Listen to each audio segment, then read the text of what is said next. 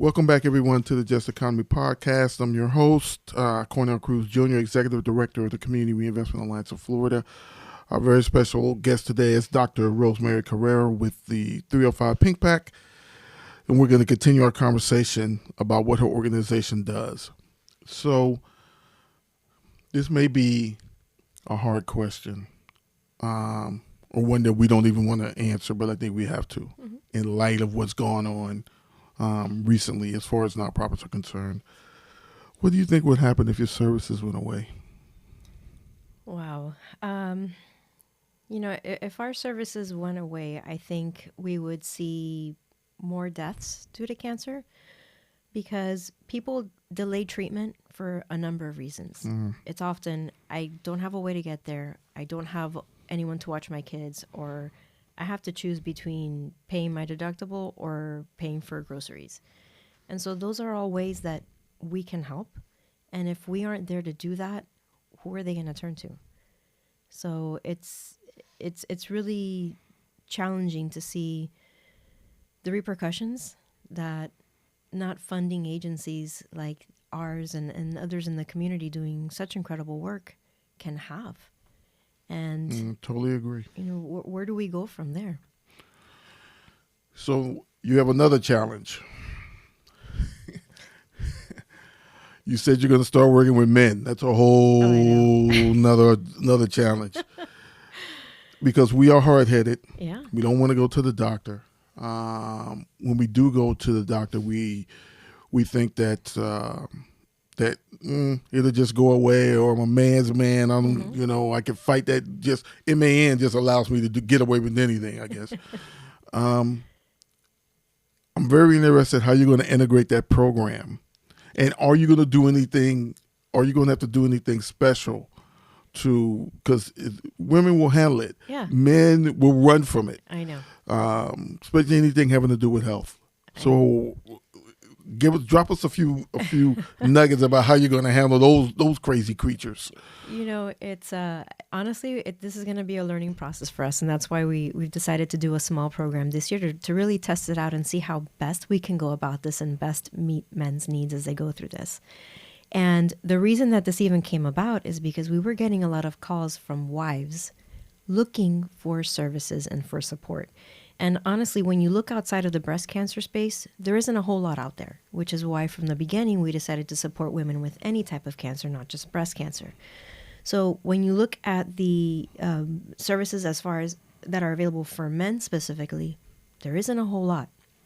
And so this is why we decided, okay, let's try to figure this out. But there's a lot of questions that we have for them too. It's, are these services helpful to you and your family? Do you feel weird being part of a 305 Pink Pack? Do we have to change our name? Like, how is that going to look? And so we're really going to look to them. Wow, you going that deep, wondering if you have to change your name? Oh, We're that shallow? We'll see. We'll see what we do. Wow, we're that shallow? I know we're shallow, but we're that shallow? I don't, these are questions that we want to know, because if it's going to stop someone from seeking help because we're pink, then we want to make sure that we can change that. Men, please. Wow. Let's not go there. They don't need to change their name in order to help us, I don't think. So I know that there's always anything having to do with our health. There's always a mental aspect of it. So are you connected with organizations that can help with the mental aspect of it, and not just for the patient, but for the families as well? Yeah, absolutely. And, what happens too is that when you enroll in our program, it's not just a one-off communication that we have with you. Our service coordinators check in with you at least once a month with a phone call. Hey, how are you doing? A text message. What's going on? What do you need? What can we connect you with? And with that, you start to establish more trust with our members, so that if something's going on, they're going to be more likely to tell you, I'm really struggling emotionally. I'm really struggling in my marriage. My spouse is really having a hard time. My kids are struggling with this diagnosis. And so we tell them, remember, there are organizations that we work with that can help with this. So make sure that you see your social worker at the hospital.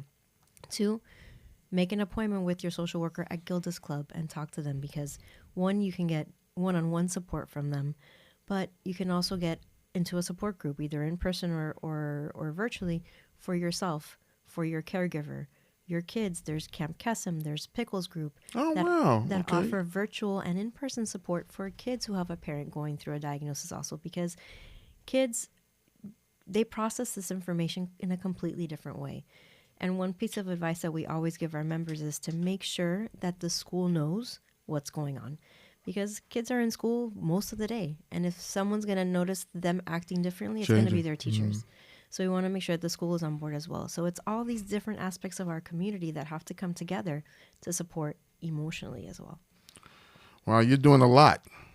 We are, but it's important. It's important work. And, we realize that it's not just during treatment that things are difficult. It's after as well. So we'll actually keep up with our members for an entire year after they're done with their treatment, because I know that time when you get let loose from the hospital and you're not living there essentially for your care, that's when things start to pop up. Like, oh my gosh, is there something that I'm missing? And is something happening now? What if they don't catch something before my next appointment? Those are all really real fears that we have to be able to help them address. So I'm really glad to hear you say that. One of my main things when I sit on a lot of places that review grants and award grants, and one of the things one of the questions I always ask of the organization is, what are you doing after they leave your program? Mm-hmm. What happens after that? How do we know that when you get, for instance, if you provide financial wellness, that it took for a year, or did they stop doing all the things that you taught them during that time? So you keep following up with them even after, I don't want to say cured. What is the word I want to use? After they complete their active treatment. Okay, yeah. So do you guys keep up with them after? Yeah. You still offer services and still offer to connect them? Yeah, we'll still offer resources and connections in the community, and they're always welcome to join any of our events, any of our programming, no problem.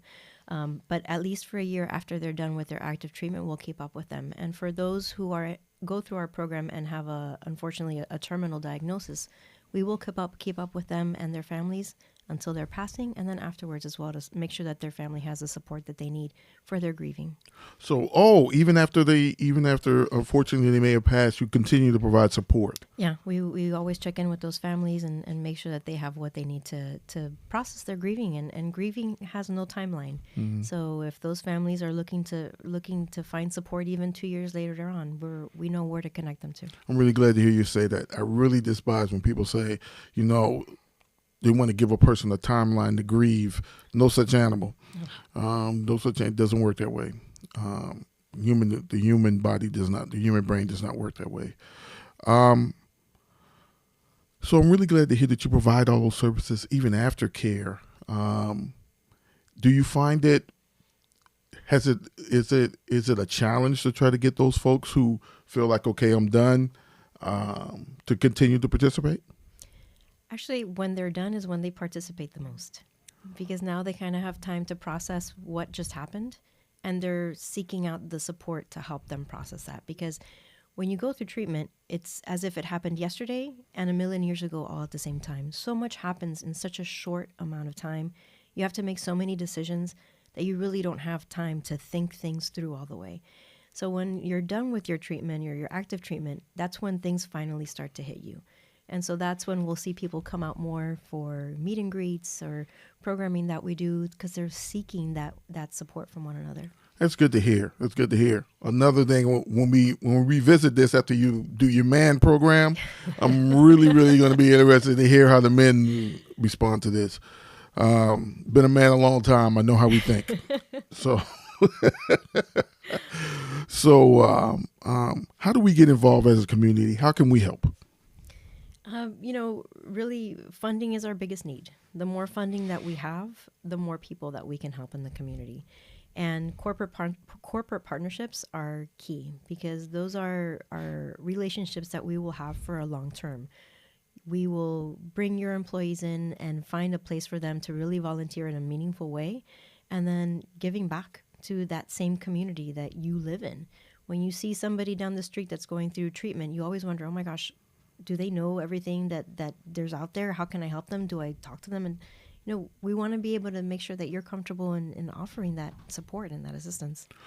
So it brings me to another point, another great question, can we, as folks who want to volunteer, want to be involved with your organization, do we get training on how to approach this situation? Because You may hear about it, and people may hear, or you have a relative or a close friend, or even someone in passing that you hear has been diagnosed, and they don't know what services are, but you're afraid to approach them. You're afraid to mention, I know an organization that might be here to help, because, we're in the mind your business culture. So do we get training on that? Yeah, as a volunteer, you'll receive training on how to have those conversations a little bit more.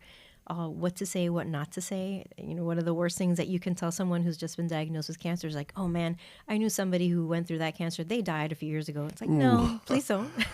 Yeah, that definitely does not sound like a good thing to say. But you'd be surprised how many times people say things like that. And it comes from It just comes out. It just comes from a good place, but they just don't know how to connect. Sure. And that's how they can connect. But we'll make sure that you're comfortable saying certain things and know what to say, what not to say. That's good to hear, because sometimes we can definitely say the wrong thing, but be well intentioned, and that can that can lead to some feelings being hurt, and folks who are not affected not understanding why the person who is affected, why they feel in the way they feel. So I'm really glad to hear that about the training. I think that's very, very important, and she's gonna drop her contact information here soon, and it'll also be on the podcast. So my last question, I ask all my guests this question, and it can be personally or professional, totally up to you. If I gave you all the power in the world, what would you do with it? Well, I think we would find a cure for all cancers. That's something that I'm hoping that in my lifetime we will see.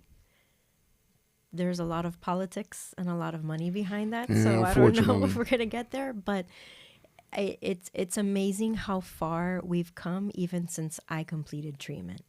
And with AI and with all this new technology, things are changing so fast that I'm very hopeful that we will find a cure for at least most types of cancers in my lifetime.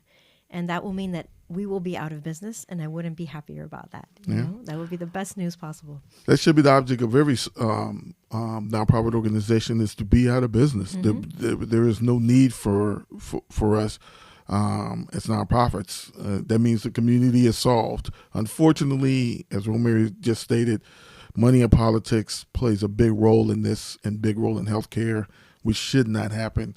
Politics and money should not be the catalyst for deciding whether someone lives or dies, I don't think.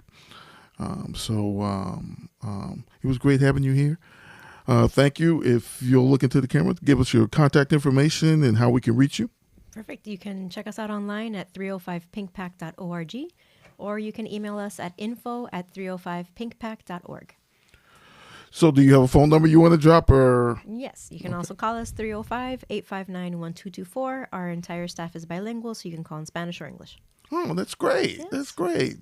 Thanks so much, Dr. Rosemary Carrera. She's she's executive director or founder and president of 305 Pink Pack, an organization we all need to be a part of. I would hope that you would want to be involved with this and volunteer. A donation is great as well.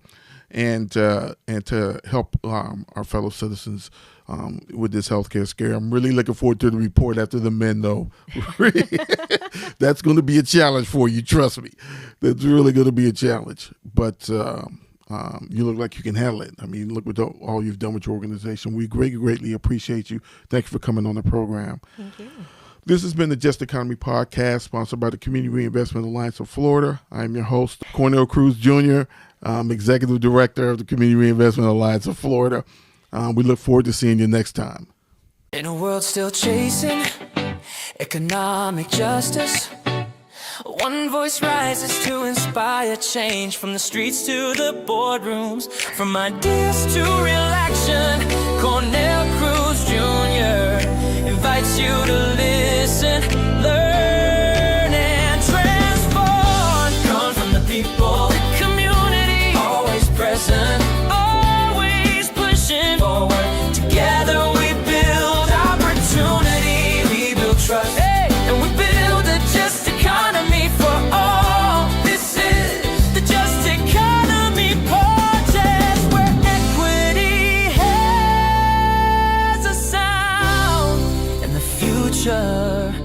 begins with you.